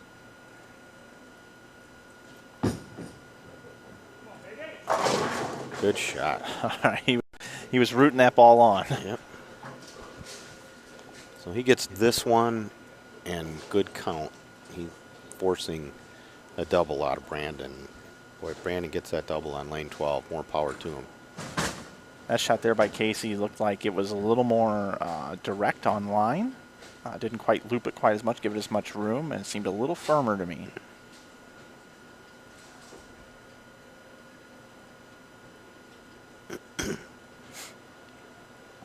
Kyle Sherman awaits to take on the winner of this match.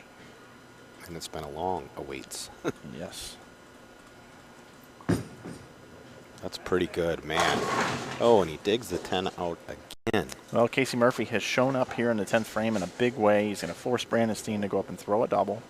He's 8 to force the double. That's true. That's very true. I guess we could say it. Yep. He has not had a count under 8. We could say that if Casey Murphy gets an 8 count right here, we have a possibility. No, 7. Of a 7 tie. we would have a possibility of a tie. Because that gives him 43. Or 33, I mean. And strike 9 spare would be 33. There you go.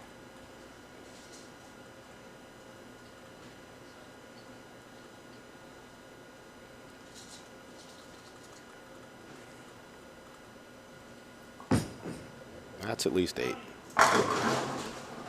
Boy, They're he saying- bowled a heck of a game. They're saying here in the chat that Jason Pulley came from a pretty low seed when he won. Well, I asked Joe, he's the man, and he said Yeah, I don't know how low. it might have been the 5 or 6, Yeah. not the 7 through 10. Right. So here we go. Brandon Steen is going to have to go up and throw a double. Last match he needed 1 strike and got it. Let's see what he can do here.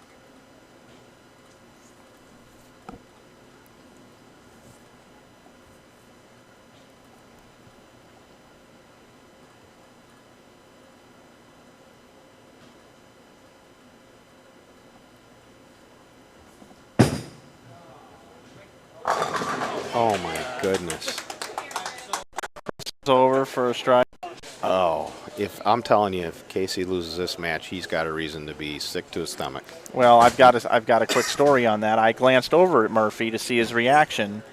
He smiled, looked at Brandon. Brandon apologized, and Yep. Casey said, "Don't apologize." Yep. Well, it's bowling.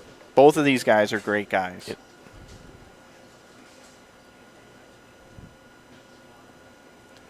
Strike here for the win.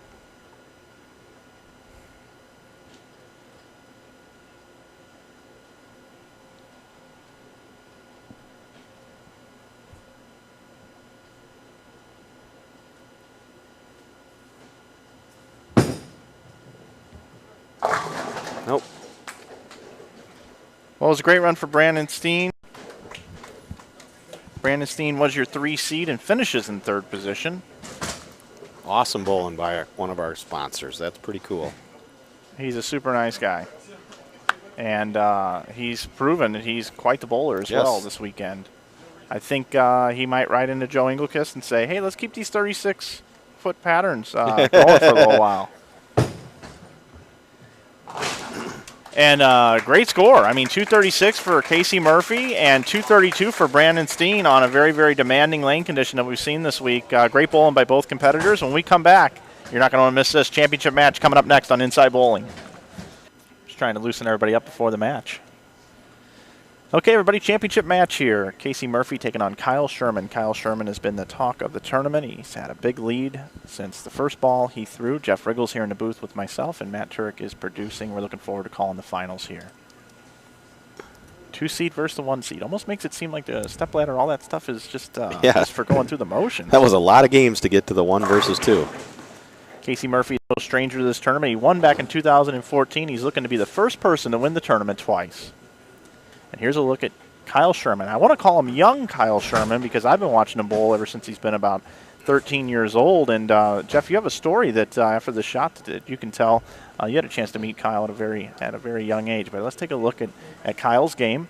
He's an Ebonite staff member. He's actually with the Track brand, and he goes to Lindenwood University. Was an All-American there. Throws it so sweet. He's throwing the Track Cyborg, same ball that we just saw Brandon Steen use. So tell that story, Jeff. Well, at your very first InsideBowling.com open, the bowling center had Guardian.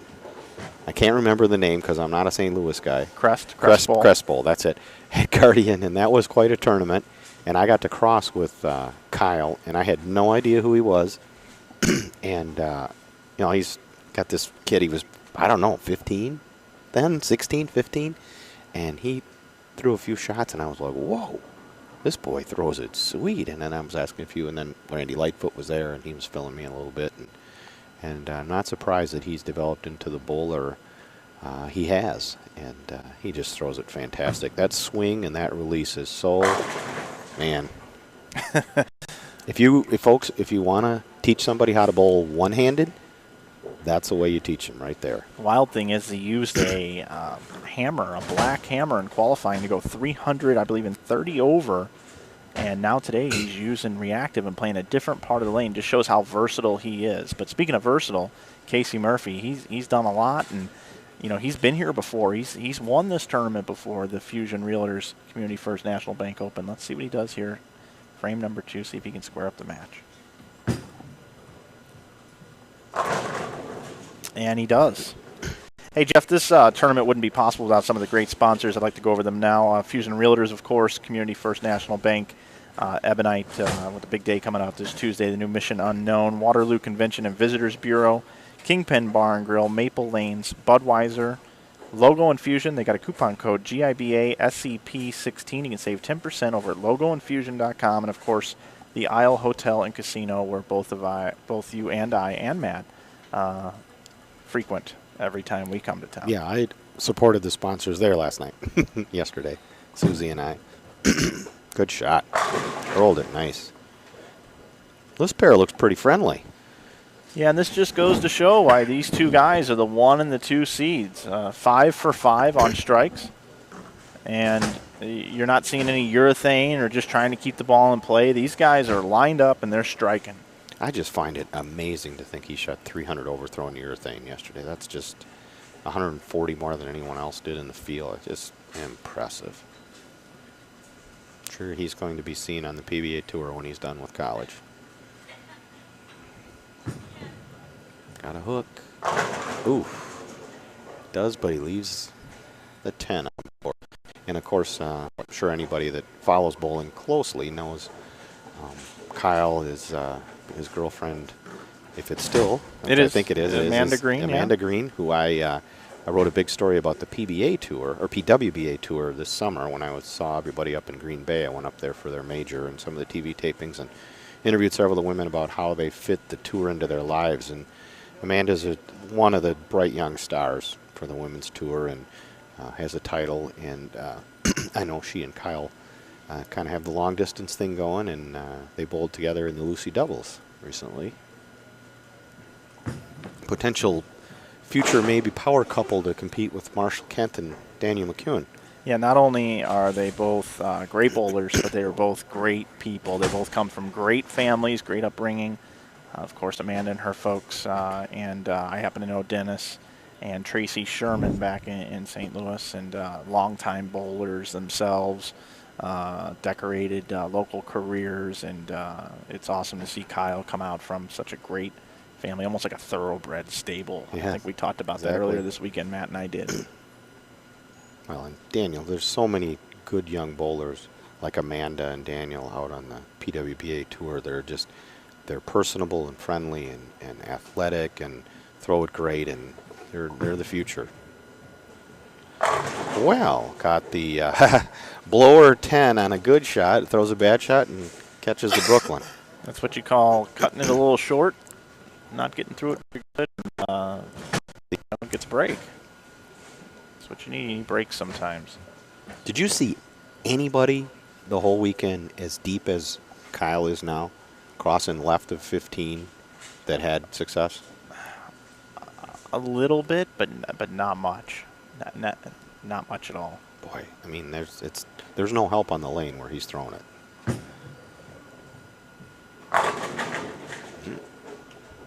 Half 10.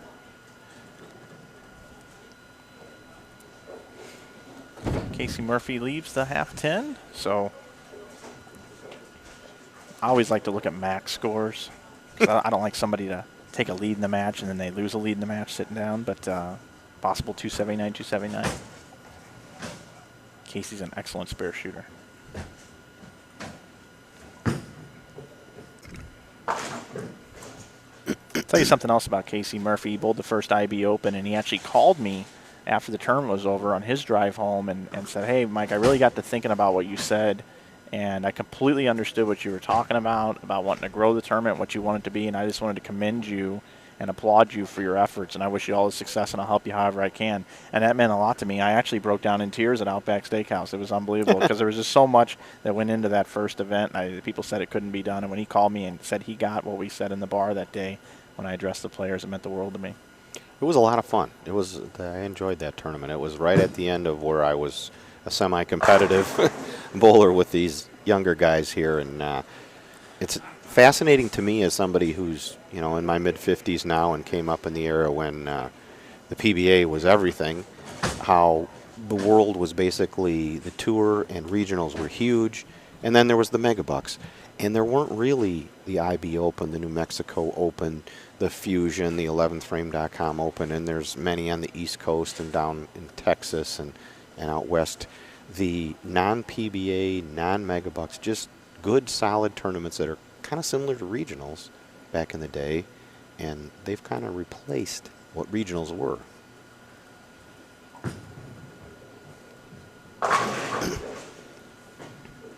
Boy, that one a little bit short again, and he 310s as it hooked right away. Ball hooked in like 3 different spots, it seemed like to me. I mean, he's literally, Casey's playing where there is a tiny amount of help, perhaps, if you look at the pattern. Where Kyle's playing, there is nothing to help you. And that doesn't mean he doesn't have a look. I mean, he hit the pocket the first 3 shots, but boy, he's really got to make a great shot. And this, folks, is not an easy spare on this condition. Just got to get, nope. So an open frame for Sherman. Going back to look at the standings here. Kyle Sherman plus 284. Yeah, he leads by 119 and shot under today. Casey Murphy plus 165. The big mover today was Tom Adcock, who was eliminated in the bracket. I believe there was a year in this tournament I was about 280 over and didn't make the top 10. One of the only time probably that there were some pretty high scores. That was a year when they used a longer, closer to a 3-to-1 pattern in the early years of the Fusion. They have been typically very hard the last few years. That's a good shot. Oh, and then that. Oh, look at that. Trips the 2-8. That was a good shot off his hand. Didn't return. Yeah, the oil pattern and the bowling ball did not cooperate with how well that shot was thrown, but the carry gods did.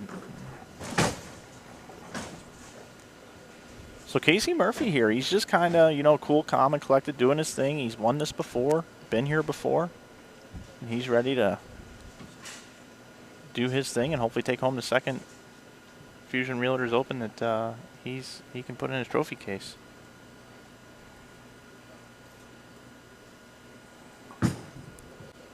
That was nice. Ooh. You know how many of those 10s he's just dug out today in these couple of games he's been up here? Yeah, and it's all entry angle because of the part of the lane that he's playing. I feel like he's playing what used to be called necessarily the tube. He's playing the tube area, just a little bit of a belly to that ball, and if he gets a little bit out towards the right, he's got a chance, and if he tugs a little bit in, he's got just as you said, just a little bit of potential room where he's playing on the lane.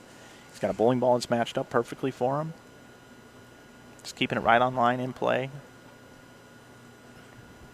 And his heavy roll has kind of taken away the squirt 210 reaction a lot of people have had this weekend. Oh, that was left, but whoa! He's had a couple of shots that he's actually got in just a little bit. Yeah, take a look at that replay. To me, that was definitely left.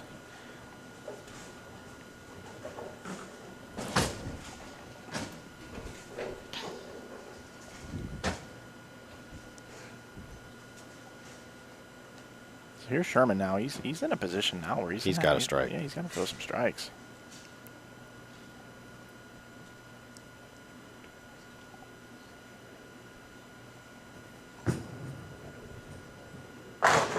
And he does. You cannot throw it better than that. That ball just ran right over the rack. Take a look at this again. Look at this bowling ball come off the spot and just run him over.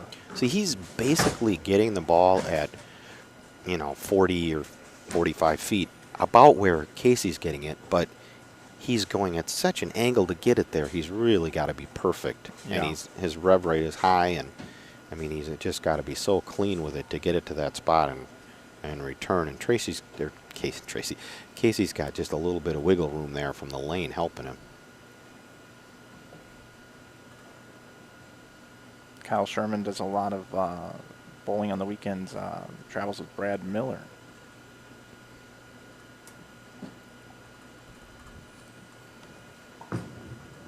Pretty good.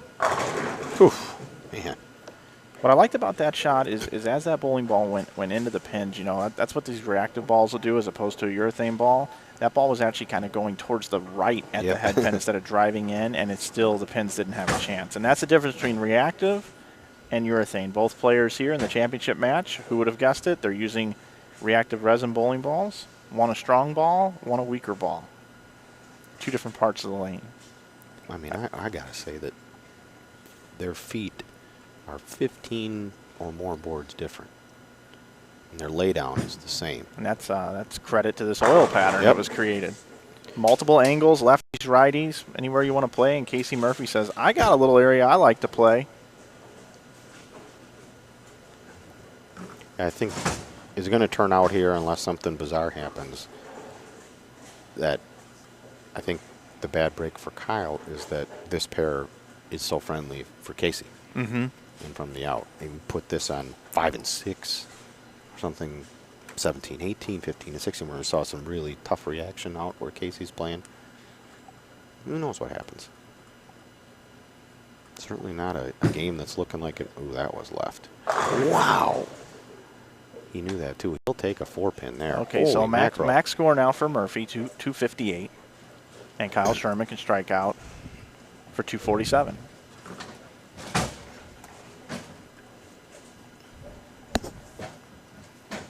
And if you were watching an hour and a half ago, 203 was amazing. Chad Nelson shot 593, winning 3 matches. So basically, it's real simple. Kyle Sherman has to strike out here, and he forces a mark for Casey Murphy.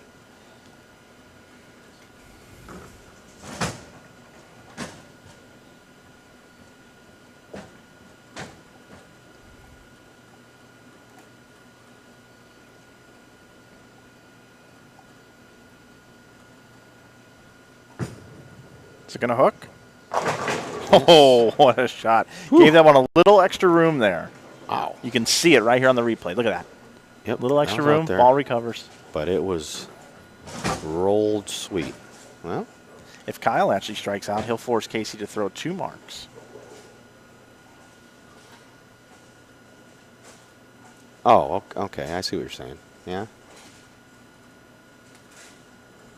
9 spare strike tie. Yes. Or strike 9 spare, win by a pin. Yeah. You're correct.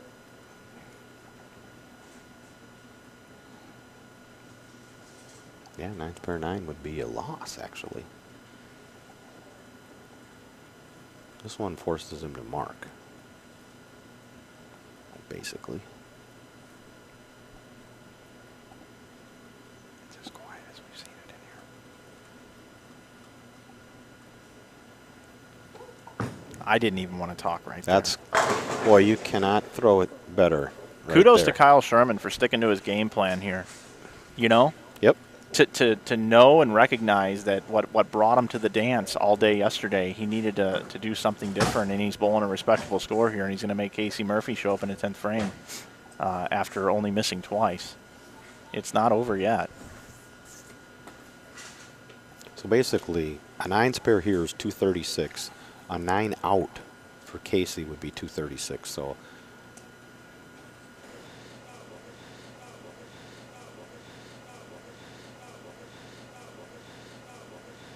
all right, here we go. Second shot in the 10th frame. Kyle Sherman looking to apply a little pressure here.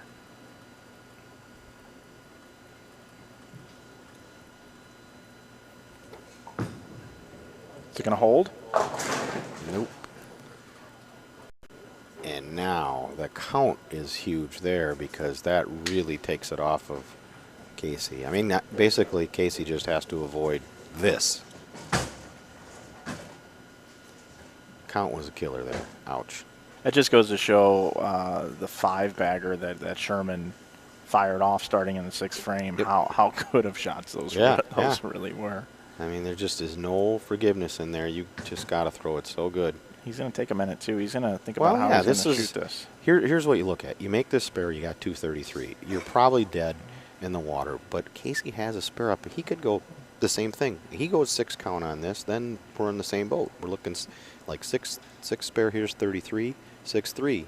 I think if my quick math is right, is 33. So yeah, this is important to make this. At least it gives him a slim chance.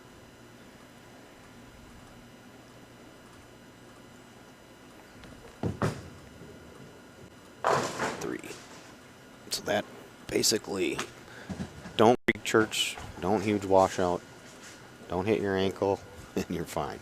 232 on a 1.7 to 1, 28 Boy. milliliters, 36-foot pattern. That's a hell of a game, Dave. That's a really good game. If it's a loser, that's tough. Brandon Steen just bowled 232, and it wasn't enough against Casey Murphy. He's in the tube. Oh, wow. Okay, this is technically it's not over. He needs a pin. Ooh, boy, that could have been a 3, 4, 6, 7, 10 or something. Almost a disaster. Now, Casey Murphy's an extremely good spare shooter.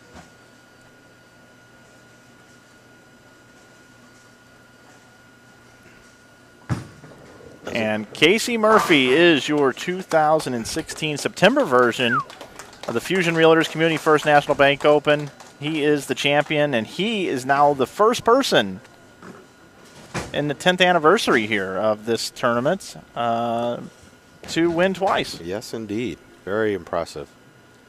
Got a feel for Kyle, boy. 232, you'd have figured. If you'd have said to any bowler in this field, title match, take 232, any match, take 232, you'd be counting on a winner. The good news is, in this event, the money is spread more evenly, so $2,700 for first place, $2,000 for second. Congratulations to Casey Murphy. In just a minute, we're going to... Had a great time. Thanks for having me, Mike. All right, here with Joe Engelkist, tournament director, and Casey Murphy. Casey took home the title today. I'm going to hand things over to Joe to talk to Casey and give him the check and the money. Looks like he already has. Yeah, I already gave you the check and the money, Casey, but congratulations on being the only two-time champion now of the Fusion Realtors Community First National Bank Open. Quite a performance on a very difficult shot. You made them look awful easy in that final match. Was that the same ball you threw the other time you won? It sure looks similar. Actually, it's a pretty similar philosophy. I threw a higher RG, high road pearl, and then I threw a match pearl this time. It's very similar. They're very similar philosophies. So I have to throw a lot of that low-end stuff all the time because my roll is so heavy, and it works out really good. I match up really well to the surface. So. Yeah, great bowling no matter what. Appreciate you guys coming up. I know you got a long drive always, so certainly like to have you guys come and join us. It's a great deal for us. Well, it's a really hard to find a really great tournament, and I know every time the Fusion comes up on the calendar, I've got to go bowl that. I don't care. I know it's a long ways away, but I know it's a great run tournament by a great staff and a great center. So it's a can't miss. Thanks a lot. Appreciate that, Casey.